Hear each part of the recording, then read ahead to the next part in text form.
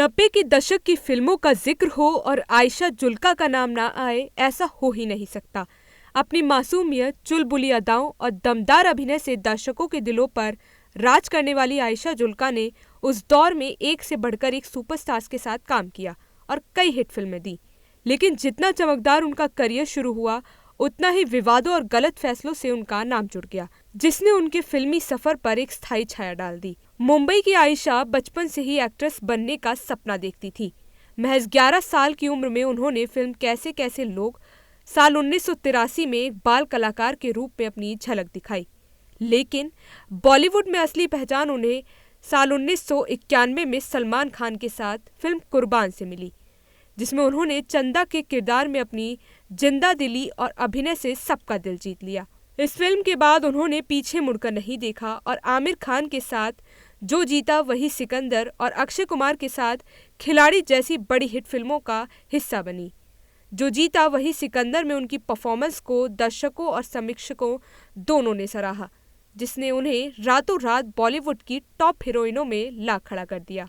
लेकिन जितनी तेजी से उनकी लोकप्रियता बढ़ी, उतनी ही तेजी से विवादों ने भी उन्हें घेर लिया।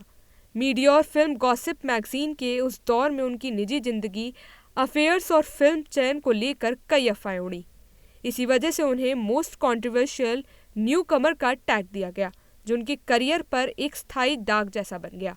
आयशा जुल्का का नाम कई एक्टर्स के साथ जुड़ चुका है। फिल्मों में आयशा और अक्षय कुमार की जोड़ी को जहां दर्शकों ने खूब पसंद किया, तो वहीं उनके अफेयर के किस्से भी उस दौरान बॉलीवुड गलियारों में चल रहे थे। लेकिन अक्षय उस वक्त इस रिलेशनशिप को लेकर गंभीर नहीं थे, जिसकी वजह से अक्षय के साथ आयशा ने अपना रिश्ता खत्म कर लिया। साल 1993 में आई मिथुन चक्रवर्ती के साथ फिल्म दलाल ने आयशा की छवि पर सबसे बड़ा असर डाला।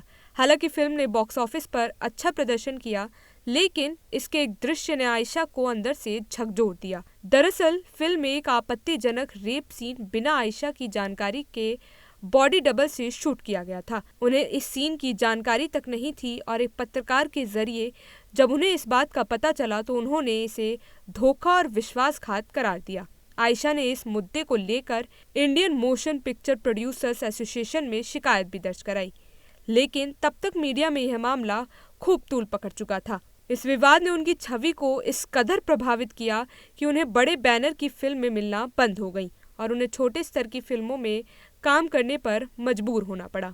इसके बावजूद भी आयशा ने हार नहीं मानी। उन्होंने लगातार काम किया और कई अच्छी फिल्मों में नजर आईं, जैसे अकेले हम, अकेले तुम, मासूम, चाची 420, दीवाना हूँ, पागल नहीं, कोहराम और सोचा ना था।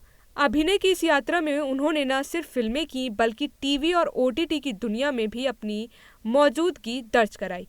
टीवी शो कभी कभी और सेलिब्रिटी मास्टर शेफ में वह नजर आईं। वहीं ओटीटी प्लेटफॉर्म पर हश हश और हैप्पी फैमिली कंडीशन सप्लाई जैसी वेब सीरीज में अपने अभिनय से दर्शकों को फिर से प्रभावित किया। साल 2003 में आयशा जुल्का ने नाना पाटेकर के साथ फिल्म आँच में काम किया, जिसमें दोनों के बीच कुछ बोल्ड और इंटीमेट सीन फिल्माए गए। इस फिल्म के बाद दोनों के बीच नज़दीकियों की खबरें भी सुर्खियों में रहीं और बताया गया कि वे कुछ समय तक लिव इन रिलेशनशिप में भी रहे। उस दौर में नाना पाटेकर और मनीषा कोइराला की करीबी की भी चर्चा थी, लेकिन कहा जाता है कि आयशा के साथ बढ़ती नज़दीकियों के चलते नाना और मनीषा के रिश्ते में दरार आ गई और उनका ब्रेकअप हो गया। हालांकि आयशा और नाना का रिश्ता भी ज़्यादा लंबा नहीं चला और साल 2003 में ही आयशा ने बिजनेस टाइकून समीर वाशी से शादी कर ली। शादी के बाद उन्होंने फिल्मों से दूरी बना ली और अब वह अपने पति के साथ मिलकर बिजनेस संभाल रही हैं। दोनों की एक बेटी भी है और आयशा अब फिल्मों की चकाचौंध से दूर शांत और निजी जीवन जी रही हैं। अगर आपको वीडियो पसंद आया हो तो लाइक और शेयर करें और ऐसे ही अपडेट के लिए देखते रहिए TNP एक्सप्लोर।